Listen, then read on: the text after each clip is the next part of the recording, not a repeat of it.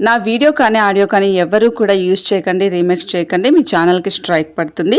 ఈ నెల 29వ తేదీన సూర్యగ్రహణం రావడంతో కొన్ని రాసుల పంట అయితే పండిందని చెప్పాలి. ఎందుకు అంటే సూర్యగ్రహణం వల్ల కొన్ని రాసుల మీద అధికంగా మంచిగా వీళ్ళకు ప్రయోజనాలు అయితే రాబోతున్నాయి. మరి ఆ రాశులు ఏంటి, ఆ రాశులకు ఏం జరుగుతుంది అనేది ఇప్పుడు మనం చూద్దాం. ముందుగా కర్కాటక రాశి. సో నేను బాగానే ఉన్నాను, ఇది నాకు సరిపోతుంది, నేను చాలా అనుకూలమైన స్థితిలో ఉన్నాను అనే ఆలోచన నుంచి మీరు బయటపడాలి. ఆ స్థితి నుంచి బయటకు వచ్చి కొత్త కొత్త లక్ష్యాల దిశగా పయనించాలి.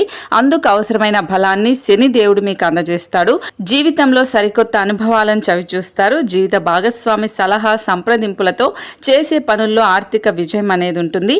దీనివల్ల అందరూ బాగుంటారు. ఆత్మవిశ్వాసం కూడా కర్కాటక రాశి వాళ్ళకి రెట్టింపు అవుతుందనే చెప్పాలి. అలాగే కన్యా రాశి వాళ్ళకు కూడా ఎదుటి వ్యక్తులతో ఎంతో అనుబంధంగా ఉంటారు. అలా బంధం లేకపోతే మానవ సంబంధాలన్నీ విచ్చించుకుపోయే అవకాశం ఉంటుంది. దీనివల్ల నష్టపోతారు. కాబట్టి తోటి వాళ్ళతో సంతోషంగా ఆనందంగా గడపండి. వ్యక్తిగత సంబంధాలు, ప్రేమ సంబంధాలు, దాంపత్య బంధం, వ్యాపారంలో భాగస్వామ్యం, కుటుంబంలో అనుబంధం, ఇలా అన్నింటినీ జాగ్రత్తగా చూసుకుంటూ రావాలి. ఇలా చేయని నాడు తీవ్రంగా నష్టపోయే అవకాశం ఉంటుంది. ఆధ్యాత్మిక వాతావరణం వైపు మొగ్గు చూపిస్తారు. భక్తి మార్గం వైపు పయనిస్తారు. ఇబ్బందులన్నింటి నుంచి బయటపడతారు.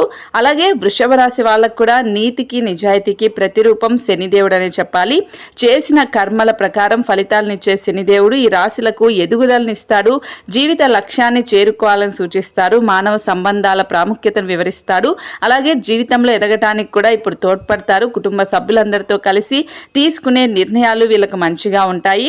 దీర్ఘకాలిక లక్ష్యాల వైపు వీళ్ళు అడుగులు వేస్తారు. ఈ 3 రాశులకైతే సూర్యగ్రహణం అంటే ఈ నెల 29 నుంచి అంతా మంచి జరుగుతుంది. మరి మీ రాశి ఏంటనేది తప్పకుండా కామెంట్ చేయండి.